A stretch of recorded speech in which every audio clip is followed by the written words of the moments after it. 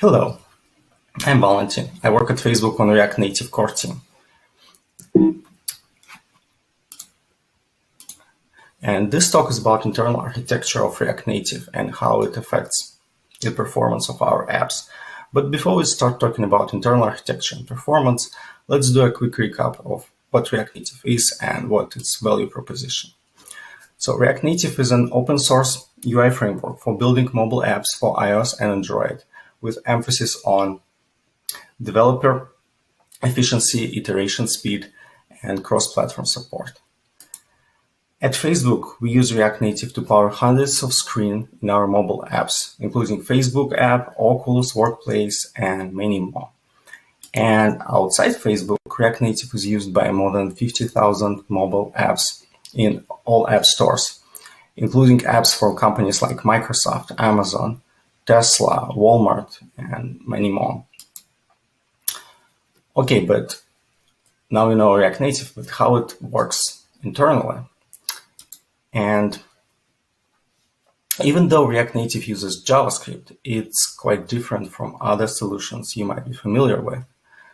For instance, React Native does not use WebView, HTML, or custom GPU renderer. No, it renders React components directly to native views. And for instance, React Native does not transpile JavaScript to any other mobile language, such as, Objective-C or Java. No, React Native executes JavaScript inside a VM alongside with native runtime. And this is important because it gives us an opportunity to integrate with underlying platform, which means we can call native iOS and Android APIs whenever we need to. And this is important because users have expectations around how gestures, scrolling, animation, and all other UI things work on the platform. So leveraging the platform gives us an opportunity to build experiences that meet users' expectations. Okay, now you know about React Native, so let's finally talk about performance and internal design of it. And originally, React Native was built with one goal in mind: to solve the developer efficiency problem. And to do so, it has a bunch of tools to manage some problems that we have in mobile development. For instance, it has and uses JavaScript to build business logic. It has views and React and components to build user interface.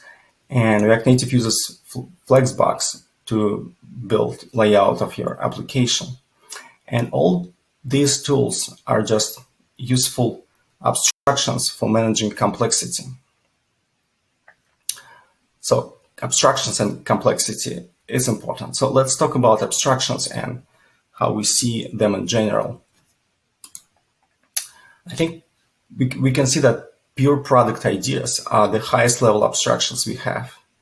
But to build our apps, we have to use other abstractions, more low-level abstractions, until we reach the machine code, which is the only thing that CPU understands. And performance and overhead of our apps is somewhere inside these abstraction layers, right? And this logic or intuition suggests that, in general, abstractions can be bad for performance. And having in mind that React Native essentially is just a set of additional abstraction layers for idiomatic platform-specific APIs, it begs the question, like, will React Native apps always be slower than pure native ones because they have more abstractions, right? Or unrelated to React Native more generally, does the developer efficiency always also mean poor runtime performance? And this talk is all about that. And I think the answer to that question is absolutely not. And here's why. And with this talk, I want to show that React Native is not only about developer efficiency. React Native provides exceptional runtime performance, where the developer efficiency is just a nice side effect of that. And to understand how that can be possible, we need to look at several core pillars of React Native design. So let's talk about them. So first, let's talk about the elephant in the room. And yes, React Native does use JavaScript, and JavaScript is not known as the fastest language on the planet. But if we think about that, like, why do we all have this perception about JavaScript? It's probably we all know that JavaScript uses a virtual machine, and a virtual machine is essentially an additional abstraction layer. And we see that abstraction layer probably introduces some performance overhead, right? But the truth is about performance is that it's complicated. But this is still a very popular opinion. For instance, this is a quote from Dieter Bohn from The Verge, where he literally says that JavaScript is the reason why React Native and similar UI frameworks are slow. But as I said before, performance is a very complicated thing. And yes, even if JavaScript in general isn't as fast as maybe C++, it actually allows your apps to start and run faster.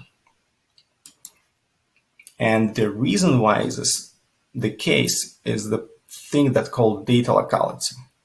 And here's what I mean by that.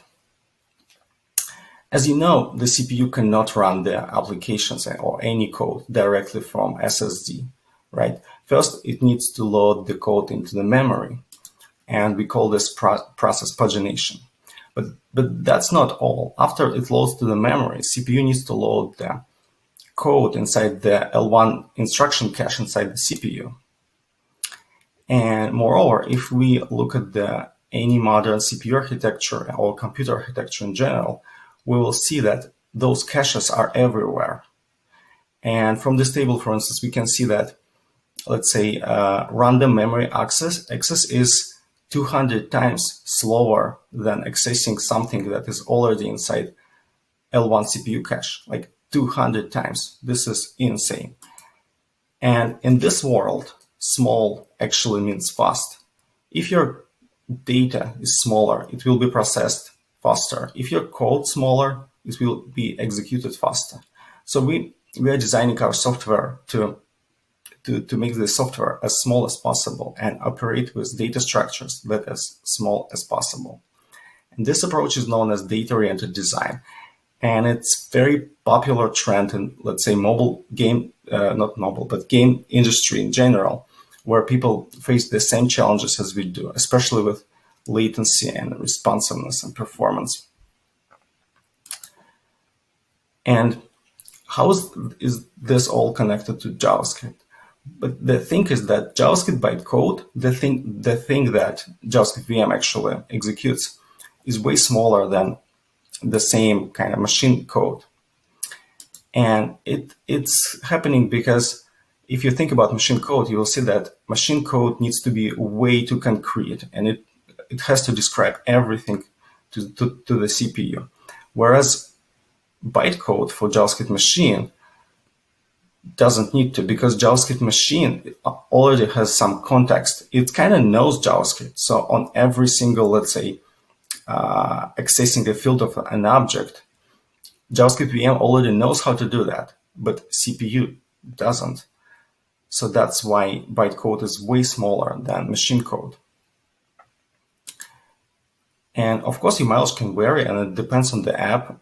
But our measurements shows that JavaScript apps loads and starts faster compared to native code, and execute actually faster, improving overall performance of our apps. So this is the key. Like, it's JavaScript, yes, it's additional abstraction, but JavaScript has the right set of trade-offs that we need. And it's a useful abstraction for product code, but it also makes it run faster. React Native is not only JavaScript. We have a bunch of native code that glues all this together. So let's talk about the interactions between native code and JavaScript code. And to do so, we have interoperability layer, which we call bridge. And recently, we rebuilt our bridge to make it more performant and easier to use. And here's why. Originally, when we started, our classic bridge was just message passing. It's a very simple model where every call is just a message. And in this model, we only can have asynchronous calls. And all data that we pass through the bridge as part of those calls needs to be serializable data. And that works fine, and especially because it's a really simple model again. But in general, not all APIs can be implemented in asynchronous manner. And we don't really want to lose some performance in serialization and deserialization processes. So we rebuilt our interoperability API. And now it's still mostly asynchronous, but when we need to, we can call stuff synchronously in both directions. And most importantly, now we also support direct data access, which means JavaScript and native share the same data and can access them directly. And we did that by building GSI. And GSI is C++ interface into JavaScript runtime. It's something like GNI for Java, but way simpler. And GSI is abstract. It means it's JavaScript VM independent. So anyone can build a GSI for any particular JavaScript VM, plug it into React Native, and everything will work. And GSI is written in idiomatic C++. And because of that, it's relatively safe and performant and really easy to use from idiomatic C++ code. And it has a clean design. It has everything we need, but nothing more, which again makes it really fast and pleasant to use. And it's another abstraction, which is very important. And with GSI, which is actually just additional abstraction around JavaScript core API, now we can make the deep interactions with VM possible to make it faster, which was possible before. Before we cannot do interactions with VM because original JavaScript core API is really clunky and hard to use and not portable.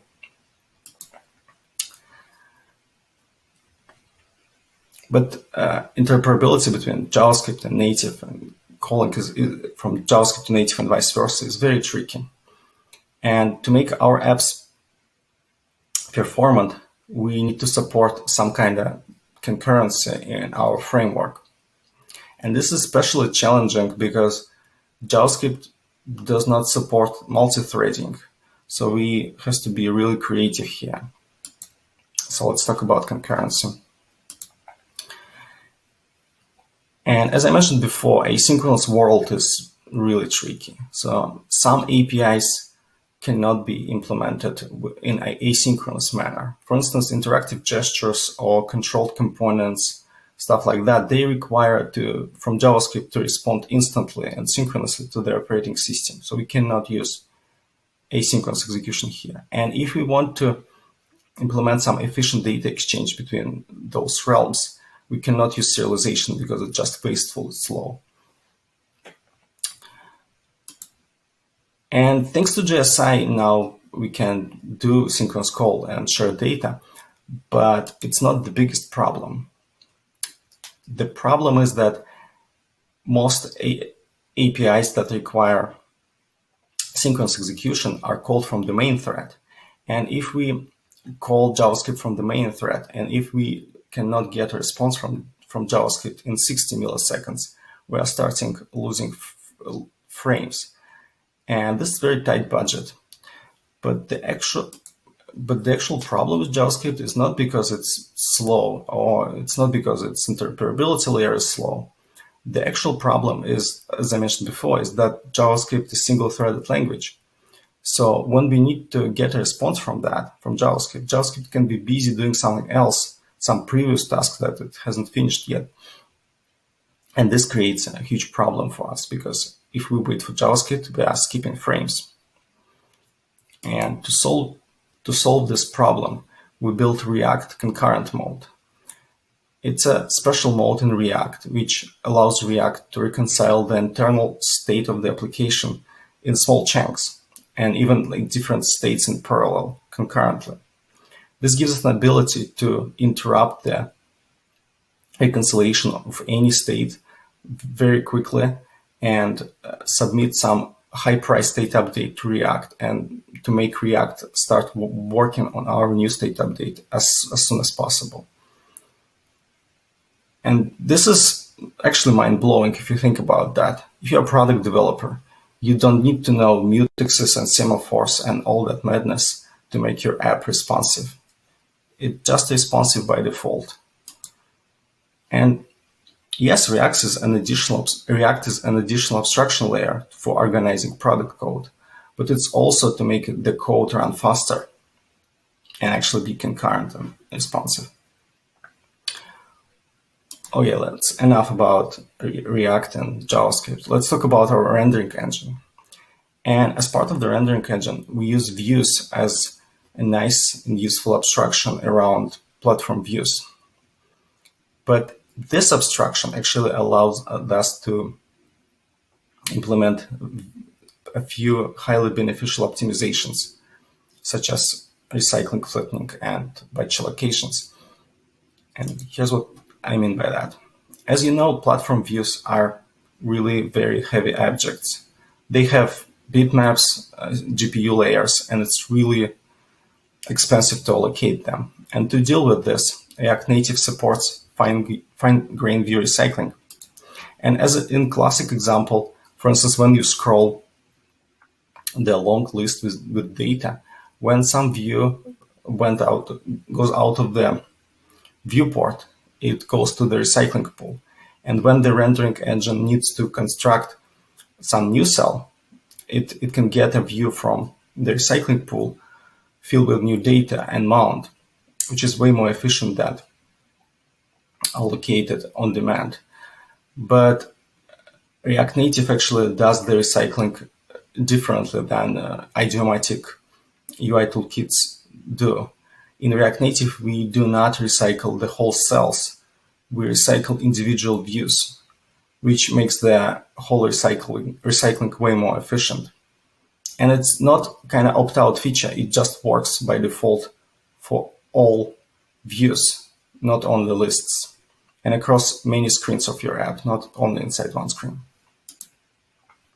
And another optimization is flattening. And let's imagine we need to build something like this on the picture. It's an avatar, some title, text, and button, right?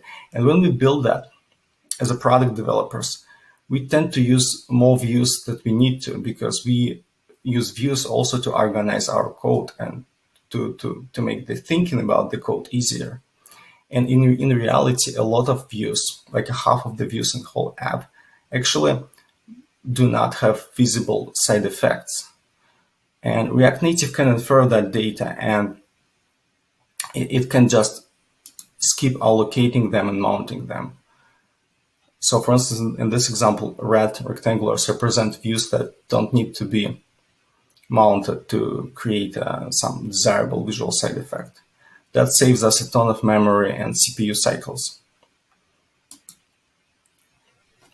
But not only that, if we think about the typical life cycle of the app, we will notice that when the app starts, it starts from some background work, some network request, or computing some data that needs to be rendered.